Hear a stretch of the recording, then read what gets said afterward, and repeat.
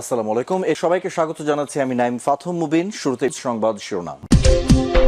বাংলাদেশের সর্বশেষ গুরুত্বপূর্ণ আপডেট সংবাদে আপনাকে স্বাগত। শুরুতেই সংবাদ শিরোনাম, পরে বিস্তারিত। প্রথমেই জানাবো আমাদের হাতে থাকা সর্বশেষ গুরুত্বপূর্ণ সবথেকে তাজা আপডেট সংবাদ। রাজধানীতে গ্রিল কেটে বাসায় ঢুকে জামাত নেতাকে খুন।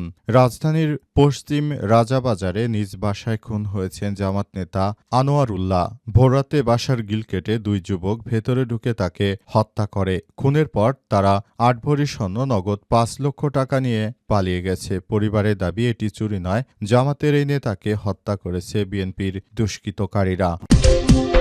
এরপর জানাবো সেনাবাহিনীর হেফাজতে বিএনপি নেতা ডাবলুর মৃত্যুর বিষয়ে সেনাবাহিনীর বিজ্ঞপ্তি। চুয়াডাঙ্গার জীবননগর পৌর বিএনপির সাধারণ সম্পাদক শামসুজ্জামান ডাবলুর অস্ত্রসহ গ্রেপ্তারের পর সেনাবাহিনীর হাতে মৃত্যুর ঘটনাটি অনাকাঙ্ক্ষিত, দুঃখজনক, কোনোভাবেই গ্রহণযোগ্য নয় বলে জানিয়েছে বাংলাদেশ সেনাবাহিনী। এ সময় গ্রেপ্তারের সময় ডাবলুর ফার্মেসি থেকে অবৈধ অস্ত্র পাওয়া যাওয়ার পর তাকে আটক করে বাংলাদেশ সেনাবাহিনীর সদস্যরা। তার কাছে কেন অস্ত্র পাওয়া গিয়েছিল এ বিষয়ে বিএনপির পক্ষ থেকে এখন কোনো তথ্যই দেওয়া হচ্ছে না। এদিকে গণভোটে না পাশ হলে গণ অভ্যুত্থান ব্যর্থ হবে বললেন নাহিদ ইসলাম। গণভোটে না পাশ হলে গণ অভ্যুত্থান ব্যর্থ হবে বলে মন্তব্য করেছেন জাতীয় নাগরিক পার্টি এনসিপির আহ্বায়ক নাহিদ ইসলাম। আজ গণভোটের প্রচারণার লক্ষ্যে ক্যারাভ্যান উদ্বোধনের সময় তিনি এমন মন্তব্য করেছেন। জানাবো গণভোটের জন্য স্কুল, কলেজ, মাদ্রাসায় প্রচারের নির্দেশ সরকারের। বাংলাদেশের আগামী মাসে ত্রয়োদশ জাতীয় সংসদ নির্বাচনের দিনে যে গণভোট হতে যাচ্ছে সে বিষয়ে সচেতনতা তৈরি করতে বেসরকারি, সরকারি স্কুল, কলেজ ও মাদ্রাসায় ব্যাপক প্রচারণার নির্দেশ দিয়েছে মাধ্যমিক ও উচ্চশিক্ষা অধিদপ্তর, মাউসি ও মাদ্রাসা শিক্ষা অধিদপ্তর। সরকারি বার্তা সংস্থা বাসুসের খবরে বলা হয়েছে, দুই অধিদপ্তরের আওতাধীন সকল শিক্ষা দপ্তরগুলোকে এই নির্দেশনা অনুসরণ করতে বলা হয়েছে। এবং সর্বশেষ জানাবো নতুন তথ্য জানালেন ইরানি কর্মকর্তা, নিহত অন্তত ২০০০। ইরান জুড়ে ব্যাপক বিক্ষোভ চলমান। ইরানের চলমান সরকার বিরোধী বিক্ষোভে নিরাপত্তা সদস্যসহ প্রায় ২০০০ মানুষ নিহত হয়েছে বলে জানিয়েছে দেশটির একজন কর্মকর্তা। আজ বার্তা সংস্থা রয়টার্সকে দেয়া বক্তব্যে এই তথ্য জানান তিনি। টানা ২ সপ্তাহ জুড়ে দেশ জুড়ে অস্থিরতা ও কঠোর দমনপীড়নের পর ইরানি কর্তৃপক্ষের কোনো কর্মকর্তার পক্ষ থেকে এটি প্রথমবার বড় মৃত্যু সংখ্যার স্বীকারোক্তি। প্রিয় দর্শক, ইরানে এখনও বিক্ষোভ চলছে। বিক্ষোভকারীরা যে কোনো মূল্যে তারা ইরানের খামেনি সরকারের পতন চায়, কিন্তু খামেনি সরকার কঠোর দমন পীড়নের মধ্য দিয়ে তিনি ক্ষমতায় থাকতে বদ্ধপরিকর। প্রিয় দর্শক, এতক্ষণ শুনছিলেন সংবাদ শিরোনাম, এবারে বিস্তারিত। তবে তার আগে বন্ধুরা অনুরোধ থাকবে এই সংবাদটিতে একটি লাইক দিন। এই চ্যানেলে আপনি নতুন হয়ে থাকলে আমাদের সংবাদটি দেখতে দেখতে চ্যানেলটি সাবস্ক্রাইব করে রাখুন। কমেন্ট করে বন্ধুরা আপনার মূল্যবান মতামত জানিয়ে দিন আপনি বিশ্বের কোন দেশ থেকে বা বাংলাদেশের কোন স্থান থেকে আমাদের সংবাদটি দেখছেন এবং শুনছেন। আর বন্ধুরা সংবাদটি আপনার সোশ্যাল মিডিয়া, ফেসবুকে শেয়ার করে বন্ধুদেরও দেখার সুযোগ করে দিন। গাজা যুদ্ধে আপনি যদি নিরীহ ফিলিস্তিনিদের ভালোবেসে থাকেন, কমেন্টে ইয়েস লিখে বিশ্ববাসীকে জানিয়ে দিন। এবারে বিস্তারিত। রাজধানীতে গ্রিল কেটে বাসায় ঢুকে জামাত নেতাকে খুন। রাজধানীর পশ্চিম রাজাবাজারে নিজ বাসায় খুন হয়েছে জামাত নেতা আনোয়ার উল্লাহ। ভোররাতে বাসার গ্রিল কেটে দুই যুবক ভেতরে ঢুকে তাকে খুন করে। খুনের পর তারা ৮ ভরি স্বর্ণ ও নগদ ৫ লক্ষ টাকা নিয়ে সেখান থেকে পালিয়ে গেছে। পরিবারের দাবি এটি নিছক চুরি নয়, বরং এটি পরিকল্পিত বিএনপির হত্যাকাণ্ড।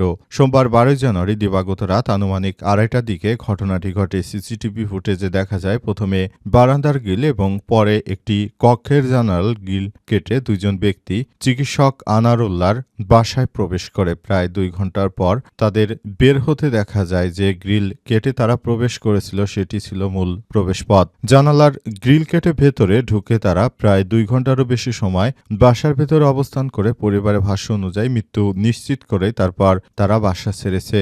এই ঘটনার পর আশপাশের বাসিন্দারা আতঙ্কের কথা জানিয়েছে।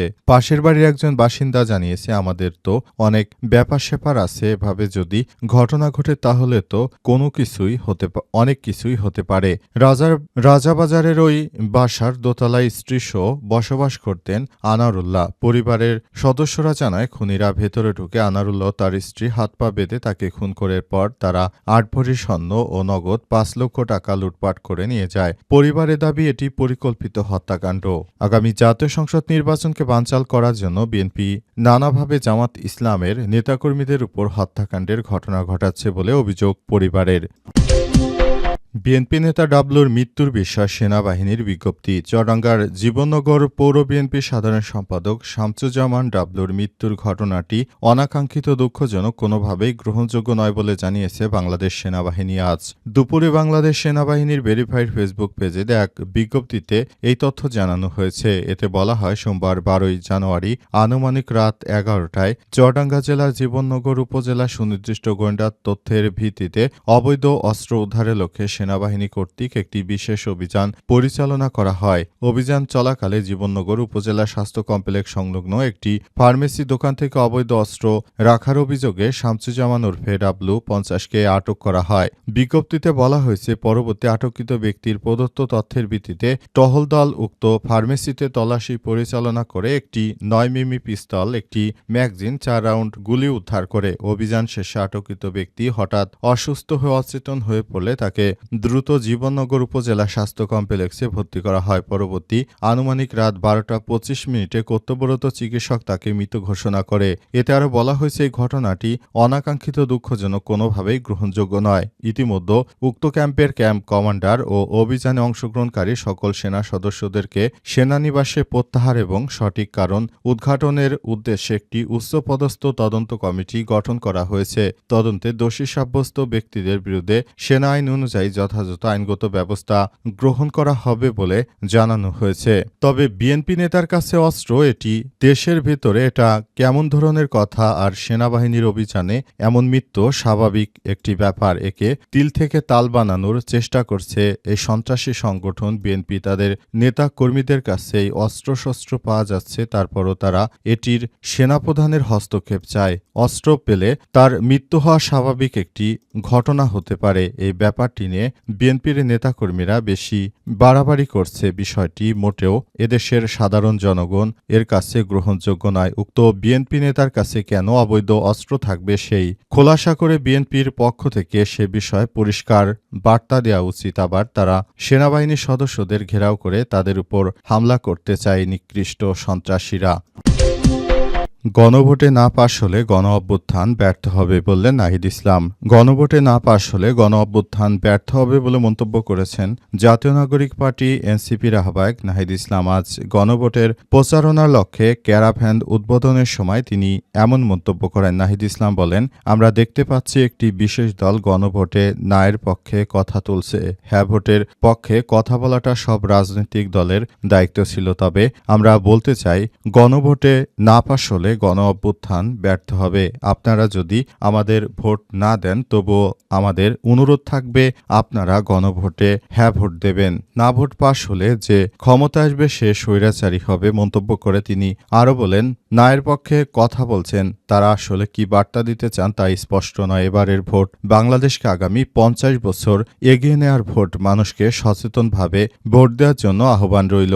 নিয়োগ পরীক্ষার প্রশ্নফাঁস সম্পর্কে নাহিদ ইসলাম বলেছেন, সরকারের আমলে আমরা প্রশ্নফাঁসের ঘটনা দেখেছি। হ্যাঁ, ভোট ব্যর্থ হলে দেশ আবারও আগের অবস্থাতেই ফিরে যাবে। অনুষ্ঠানে এনসিপির মুখপাত্র আসিফ মাহমুদ সজীব ভাইয়া বলেছেন, সারা দেশে গণভোটের পক্ষে আজ থেকে আমাদের প্রচারণা শুরু হচ্ছে। নির্বাচন অনুষ্ঠিত হওয়ার আগ পর্যন্ত এই কর্মসূচি অব্যাহত থাকবে বলে জানিয়েছেন উপদেষ্টা নাহিদ ইসলাম। এর আগে তিনি সাবেক উপদেষ্টা ছিলেন এবং তিনি তথ্য প্রযুক্তি বিষয়ক উপদেষ্টা ছিলেন।